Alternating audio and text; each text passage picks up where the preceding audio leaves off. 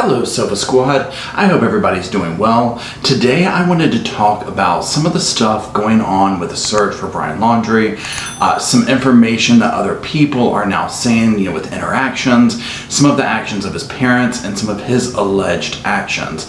There's so much going on with the manhunt for him. Now, today is Monday that I'm recording this. Friday was the 6th day of the search. That's 6, 7, 8, today's the 9th day beginning. Now, as the time of this recording, nothing more has been found. I will get into some of my thoughts about the area they're searching and do I think he's really there or not. But let's go ahead and just jump on into some of these updates that have been taking place. So the U.S. Wyoming District Court issued a federal arrest warrant for Brian. Now, this was in alleged charges of him using a debit card, something of that nature, of $1,000 or more during the time that his girlfriend, Gabby, was missing. Now, what this is going to do is allow people across the country to be able to apprehend him, hold him, a solid reason to do so while this search is continuing to go. Obviously, hopefully he'll pop up somewhere, and now they'll be able to get him, hold him, and then sort the other stuff out. Now, let's talk a little bit about his parents and some of their actions. Now, recently they went to Orlando. It's like 150 miles away from their home. They were trailed by what's believed to be undercover agents, and they did some kind of weird actions. They stopped off at a library. They went in there. I think it says they stayed like 30 minutes maybe. They went to another building, and then they came out later. Now, at the time, it was not known that they were meeting the attorney, but according to the Daily Mail, the links are down below if you want to read the whole article. Later on, when the attorney came out and made a statement, it was confirmed, okay, that's what they were doing. They had gone to Orlando to meet him. He flew down from New York. So the scene is described in what appears to be, if you've ever seen that movie Serial Mom, and the part where they're at the church, or they're going to church, and basically everybody's on to her, and so anywhere they go, they have this whole fleet of undercover agents following them. That's what this sounded like.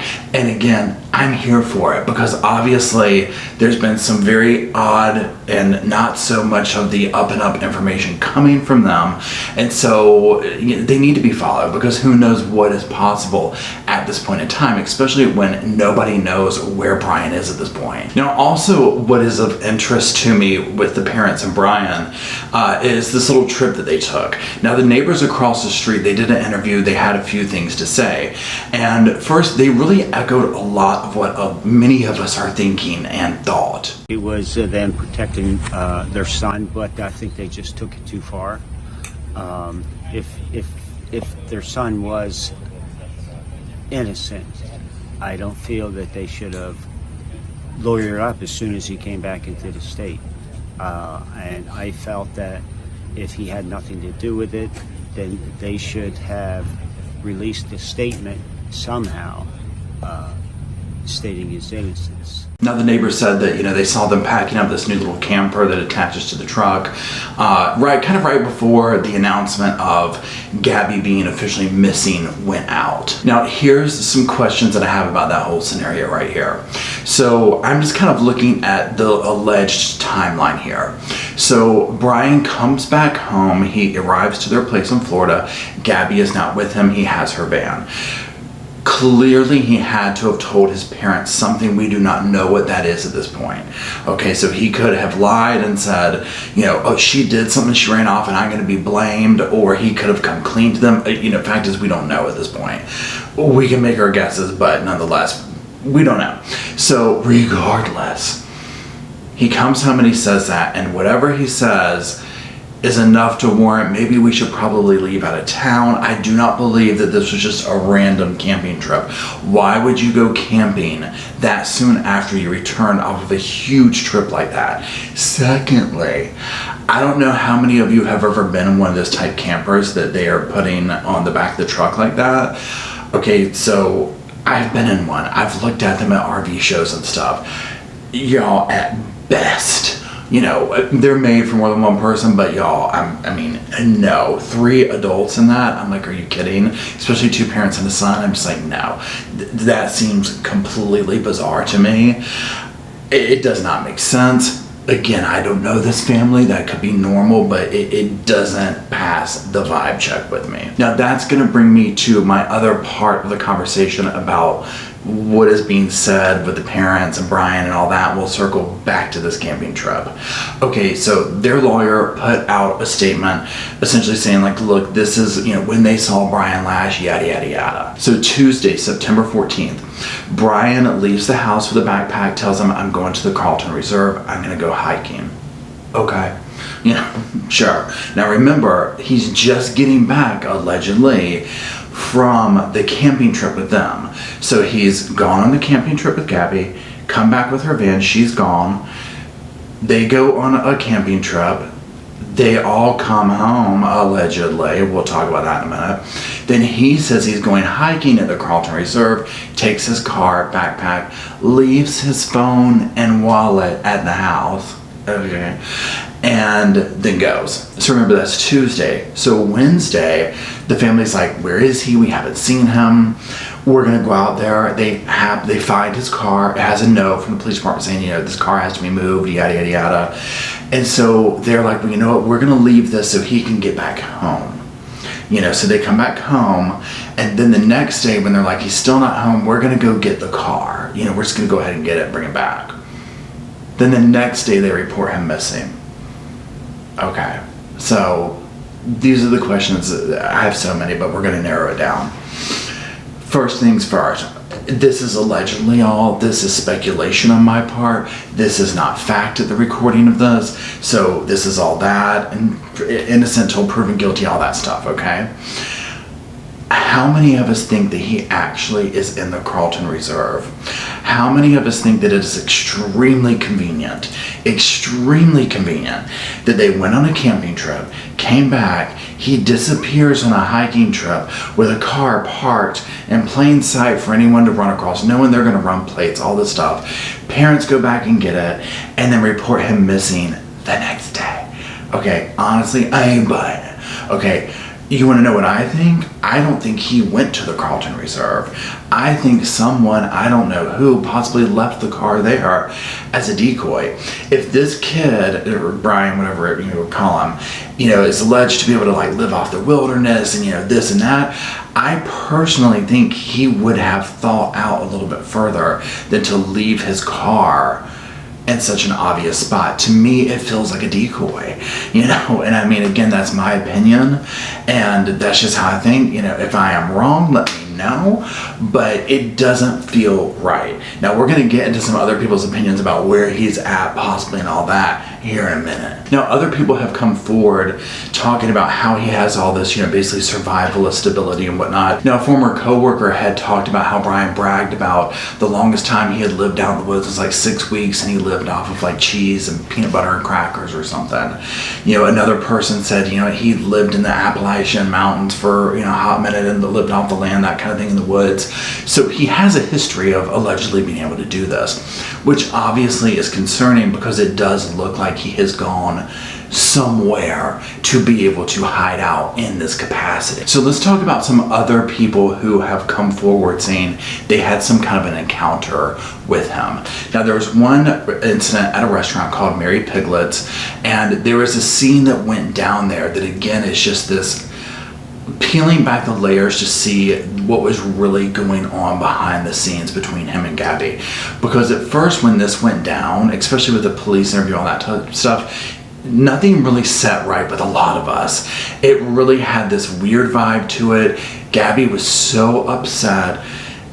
And, them being like, oh, you have scratches on your neck, Brian. It just seemed like they were kind of taking this whole level of, oh, yeah, she's probably getting on your nerves a little bit today, and that type thing. You know what I'm saying? Almost like they kind of, we're going with whatever Brian said over Gabby. That was kind of my opinion. Once the truth has come out, now we're going to talk about some other things that have come out that we're like, oh my God, they knew about that. Regardless, more and more people are coming forward with these very bizarre interactions that are showing what I consider to be the real Brian, this level of anger and temper that he has. So this witness said that they were eating at this Tex-Mex restaurant. It's around 1 p.m. in the afternoon, and this was Gabby and Brian was super agitated, okay? He was going in and out of the restaurant, and he was having some confrontation with them. It sounds like it was over the receipt or maybe something about paying for it, something to that level. Well, he kept going in and out, and Gabby's trying to smooth it over. But she was very upset. She was crying. She was apologizing for him. Now, also, this is the same day. This event happened hours before. The mother said that she received that weird text from Gabby. And she was like, look, she was referring to her grandfather as Stan. That's just something she never called him. It was very weird to me. So you can almost see this timeline of Brian's anger building and building and building. Now, another woman came forward saying she gave Brian a ride in the Grand Teton National Park. This was August 29th, so like a couple of days after Gabby was last seen. Now, this woman has a very similar story to the other TikToker that came out. And in fact, this woman said, once I saw that TikTok, I was like, oh my God, she realized like what was going on. She came forward. Again, this is why this particular instance with this case, it's been so well with social media, because so many people interacted with this dude and maybe at the time didn't realize the interaction, but by seeing other people, they're like, wait a minute, that was him. So kudos to you, TikTok. Now, she said that she would end up dropping Brian off at the Spread Creek dispersed camping area. Remember, this is the area that Gabby's body would eventually be found in. Now, she had a little bit of conversation with him. She said that he did mention he had fiance and, all that type of stuff, and they've been camping, yada, yada, yada. So he was still using the same story. Now, she said at one point she took like a hard ride or something like that, and her Bible on the shelf or whatever you call it, the dashboard, fell off into his lap, and he just like placed it up there. And I'm just like, well, my God. I mean, if that's not symbolic. So anyways, but she said she had joked about, oh, you might want to impress your fiance with seeing you had walked and all this stuff. And he was just like, okay, let me out. So, I hear of these people who are giving rides to this dude. Now, this lady in particular sounds like she was alone. The other girl at least had her boyfriend. But I'm just like, how close could they have been to getting harmed themselves? I can't believe that I'm actually going to mention this name because I haven't thought about him in so long. But y'all, Dog the Bounty Hunter is even getting involved in this, okay? So he was honeymooning with the wife, and he said that, a lot of people were contacting him. And so, you know what he did? He went and showed up at their house.